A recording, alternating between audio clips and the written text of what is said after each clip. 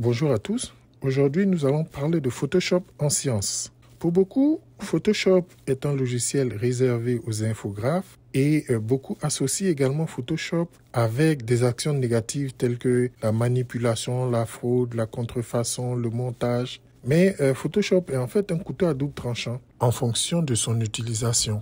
Les cas de fraude, par exemple, en sciences, ce sont toute manipulation de la couleur, du contraste ou de l'éclairage qui va viser à soit obscurcir ou ajouter un autre élément qui n'était pas présent dans l'image, de sorte à donner une nouvelle interprétation de cette image. Et cela peut être considéré comme une fraude. En voici quelques exemples. Ici, par exemple, sur ce Western Blot, le manipulateur a volontairement manipulé le contraste pour faire disparaître certaines bandes.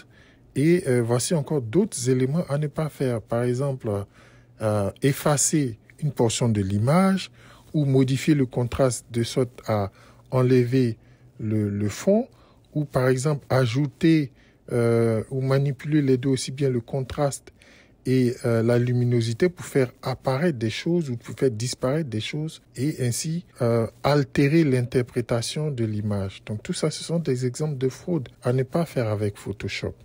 Et plusieurs articles ont été retirés des années ou des mois plus tard parce qu'ils ont eu à réaliser des modifications, des montages avec Photoshop. Comme ici, avec cet exemple, où l'auteur a utilisé des images particulières et les a répliquées dans plusieurs articles en à chaque fois modifiant l'interprétation. Quand nous parcourons les recommandations aux auteurs, nous voyons que les journaux scientifiques demandent des annotations de nos images avec des polices particulières.